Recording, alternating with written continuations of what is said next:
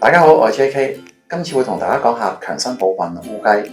烏雞非常適合冬天煲湯進補，可以提高人體血紅蛋白含量，增強免疫力。烏雞性平，味甘，入肝、腎、肺經，有補血益陰、退熱除煩嘅功效。搭配當歸、山藥、黃芪，有助補血養血，改善內分泌。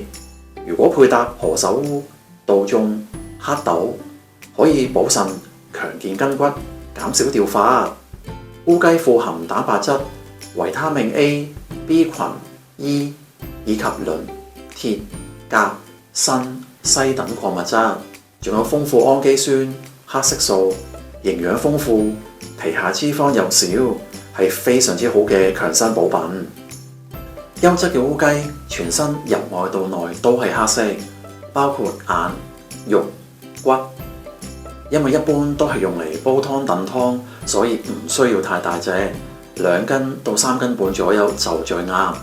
毛孔比較粗大，代表平時運動量較多，燉得耐肉質都唔會太柴。希望呢條片幫到大家揀到啱心水嘅烏雞。最後記得留言攞走滋陰補血烏雞食譜，做 like 同 share，下次見。